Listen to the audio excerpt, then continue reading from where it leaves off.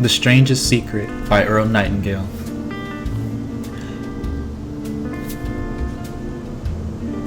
Do you know what will happen to 100 individuals who start even at the age of 25, who believe they will be successful? By the end of age 65, only about 5 out of 100 will make the grade. Why do so many fail? What happened to the sparkle that was there when they were 25? What became of their dreams, their hopes, their plans? And why is there such a large disparity between what these people intended to do and what they actually accomplished? This is the strangest secret. Some years ago, the late Nobel Prize winning Dr. Albert Schweitzer was asked by a reporter, "Doctor, what's wrong with men today?" The great doctor was silent a moment, and then he said, "Men simply don't think." It's about this that I want to talk with you. We live today in a golden age, and this is an era that humanity has looked forward to, dreamed of, and worked towards for thousands of years. We live in the richest era that has ever existed on the face of Earth, a land of abundant opportunity for everyone. However, if you will take 100 individuals who start even at the age of 25, do you have any idea what will happen to those men and women by the age that they're 65? These 100 people believe they're going to be successful. They are eager towards life. There is a certain sparkle in their eye, an erectness to their carriage, and life seems like a pretty interesting adventure to them. But by the time that they're 65, only 1 will be rich, 4 will be financially independent, 5 will still be working, and 54 will be broke, depending on others for life's necessities. Only 5 out of 100 make the grade. Why do so many fail? What has happened to the sparkle that was there when they were 25? What has become of their dreams, their hopes, their plans? And why is there such a large disparity between what these people intended to do and what they actually accomplished? First, we have to define success. And here is the best definition I've ever been able to find. Success is the progressive realization of a worthy ideal. A success is the school teacher who is teaching because that's what he or she wants to do. A success is the entrepreneur who starts his own company because that was his dream. That's what he wanted to do. A success is the salesperson who wants to become the best salesperson in his or her company and sets forth on the pursuit of that goal. A success is anyone who is realizing a worthy, predetermined ideal because that's what he or she decided to do deliberately. But only 1 out of 20 does that. The rest are failures. Rollo May, the distinguished psychiatrist, wrote a wonderful book called Man's Search for Himself. And in this book he says, the opposite of courage in our society is not cowardice, it is conformity. And there you have the reason for so many failures. Conformity. People acting like everyone else without knowing why or where they're going. We learn to read by the time we're 7. We learn to make a living by the time we're 30. Often by that time, we're not only making a living, we're supporting a family. And yet by the time we're 65, we haven't learned how to become financially independent in the richest land that has ever been known. Why? We conform. Most of us are acting like the wrong percentage group, the 95 who don't succeed. Goals. Have you ever wondered why so many people work so hard and honestly without ever achieving anything in particular, and why others don't seem to work hard yet seem to get everything? They seem to have the magic touch. You've heard people say, everything he touches turns to gold. Have you ever noticed that a person who becomes successful tends to continue to become more successful? And on the other hand, have you noticed how someone who's a failure tends to continue to fail? The difference is goals. People with goals succeed because they know where they're going. It's that simple. Failures, on the other hand, believe that their lives are shaped by circumstances, by things that happen to them, by exterior forces. Think of a ship with a complete voyage mapped out and planned. The captain and crew know exactly where the ship is going and how long it will take. It has a definite goal, and 9,999 times out of 10,000, it will get there. Now let's take another ship. Just like the first, only let's not put a crew on it or a captain at the helm. Let's give it nothing to aim at, no aiming point, no goal, and no destination. We just start the engines and let it go. I think you'll agree that if it gets out of the harbor at all, it will either sink or wind up on some deserted beach, a derelict. It can't go anyplace because it has no destination and no guidance. It's the same with the human being. However, the human race is fixed, not to prevent the strong from winning, but to prevent the weak from losing. Society today can be likened to a convoy in time of war. The entire society is slowed down to protect its weakest link, just as the naval convoy has to go at the speed that will permit its slowest vessel to remain in formation. That's why it's so easy to make a living today. It takes no particular brains or talent to make a living and support a family today. We have a plateau of so-called security, so to succeed, all we must do is decide how high above this plateau we want to aim. Throughout history, the great wise men and teachers, philosophers, and prophets have disagreed with one another on many different things. It is only on this one point that they are in complete and unanimous agreement. The key to success and the key to failure is this: we become what we think about. Now let me say that again. We become what we think about. This is the strangest secret. Now, why do I say it's strange and why do I call it a secret?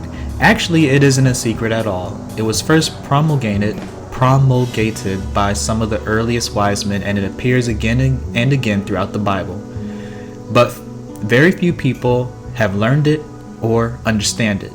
That's why it's strange, and for some equally strange reason, it virtually remains a secret. Marcus Aurelius, the great Roman Emperor said, a man's life is what his thoughts make of it. Disraeli said this: everything comes if a man will only wait. A human being with a settled purpose must accomplish it, and nothing can resist a will that will stake even existence for its fulfillment. William James said, we only need in cold blood act as if the thing in question were real, and it will become infallibly real by growing into such a connection with our life that it will become real. It will become so knit with habit and emotion that our interest in it will be those that characterize belief. He continues, only you must then really wish these things and wish them exclusively, and not wish at the same time 100 other incompatible things just as strongly. My old friend Dr. Norman Vincent Peale put it this way: if you think in negative terms, you will get negative results. If you think in positive terms, you will achieve positive results. George Bernard Shaw said, people are always blaming their circumstances for what they believe they are. I don't believe in circumstances. People who get on in this world are the people who get up and look for the circumstances they want, and if they can't find them, make them. Well, it's pretty apparent, isn't it? We become what we think about. A person who is thinking about a concrete and worthwhile goal is going to reach it. That's because that's what he's thinking about. Conversely, the person who has no goal, who doesn't know where he's going, and whose thoughts must therefore be thoughts of confusion, anxiety, fear, and worry, will thereby create a life of frustration, fear, anxiety, and worry. And if he thinks about nothing, he becomes nothing. As ye sow, so shall ye reap. The human mind is much like a farmer's land. The land gives the farmer a choice. He may plant in that land whatever he chooses. The land doesn't care what is planted. It's up to the farmer to make the decision. The mind, like the land, will return what you plant, but it doesn't care what you plant. If the farmer plants 2 seeds, one a seed of corn, the other nightshade, a deadly poison, waters and takes care of the land, what will happen? Remember, the land doesn't care. It will return poison in just as wonderful abundance as it will corn. So up and come the 2 plants, one corn, one poison. As it's written in the Bible, as ye sow, so shall ye reap. The human mind is far more fertile, far more incredible and mysterious than the land, but it works the same way. It doesn't care what we plant, success or failure, a concrete, worthwhile goal, or confusion, misunderstanding, fear, anxiety, and so on. But what we plant, it must return to us. The problem is that our minds come as standard equipment at birth. It's free, and things that are given to us for nothing we place little value on. Things that we pay money for, we value. The paradox is that exactly the reverse is true.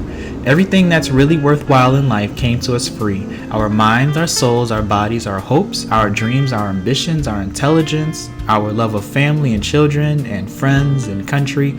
All these priceless possessions are free, but the things that cost us money are actually very cheap and can be replaced at any time. A good man can be completely wiped out and make another fortune. He can do that several times. Even if our home burns down, we can rebuild it. But the things we got for nothing, we can never replace.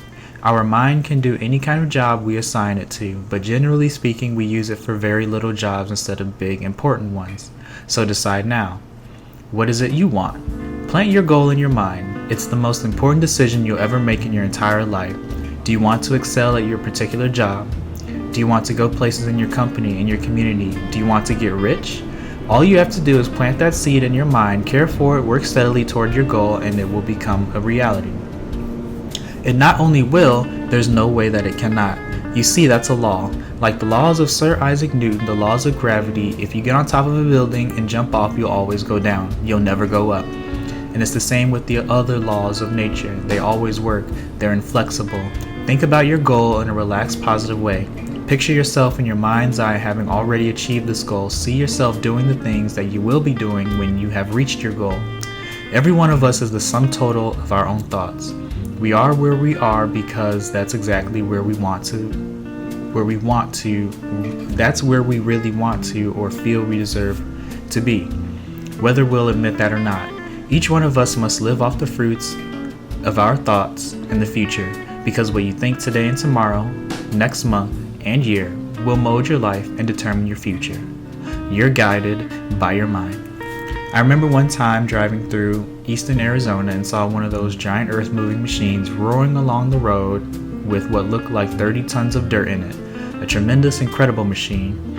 And there was a little man perched way up on the top with the wheel in his hands, guiding it. As you drive along, I was struck by the similarity of that machine to the human mind. Just suppose you're sitting at the controls of such a vast source of energy. Are you going to sit back and fold your arms and let it run itself into a ditch? Or are you going to keep both hands firmly on the wheel and control and direct this power to a specific worthwhile purpose? It's up to you. You're in the driver's seat. You see, the very law that gives us success is a double-edged sword. We must control our thinking. The same rule that leads people to lives of success, wealth, happiness, and all the other things they ever dreamed of, that's the very same law that can lead them into the gutter. It's all in how they use it, for good or for bad. That is the strangest secret. Do what the experts since the dawn of recorded history have told us to do. Pay the price by becoming the person you want to become. It's not nearly as difficult as living unsuccessfully. The moment you decide to work towards a goal, you're immediately a successful person. You are in that rare group of people who know where they're going. Out of every 100 people, you belong to the top 5. Don't concern yourself too much with how you're going to achieve your goal. Leave that completely to a power greater than yourself. All you have to do is know where you're going.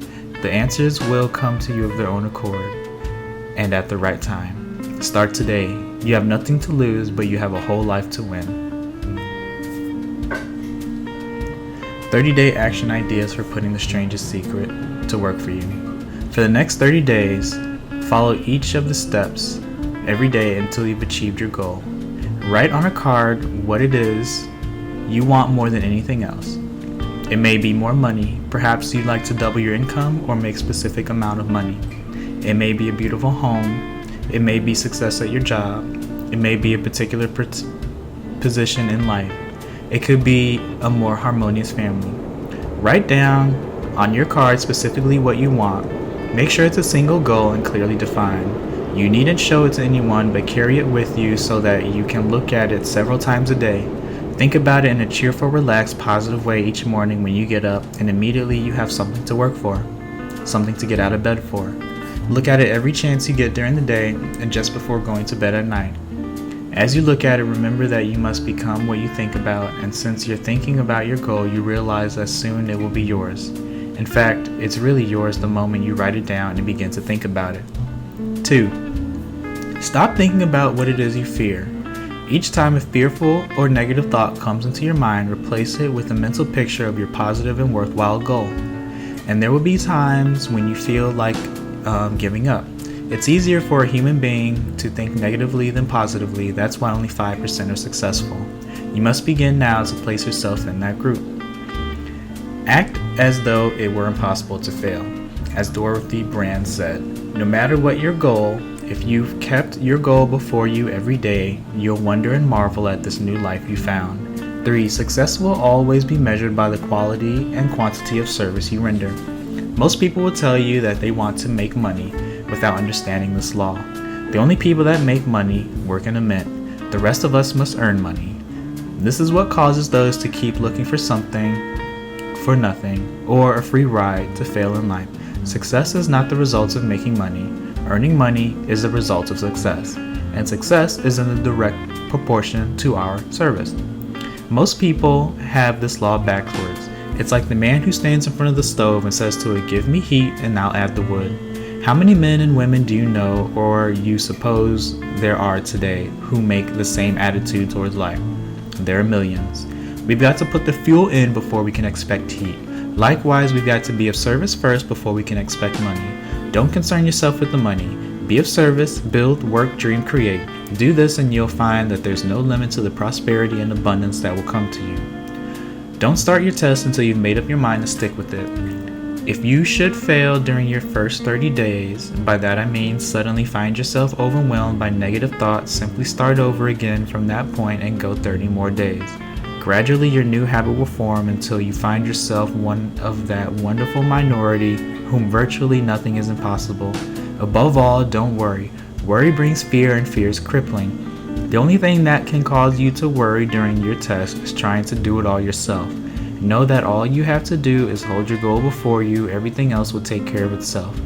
Take this 30-day test, then repeat it again. Each time it will become more a part of you until you wonder how you could have ever lived any other way. Live this new way and the floodgates of abundance will open and pour over you more riches than you may have dreamed existed. Money, yes, lots of it, but what's more important, you'll have peace. You'll be in that wonderful minority who lead calm, cheerful, successful lives. Start today. You have nothing to lose, but a whole life to win.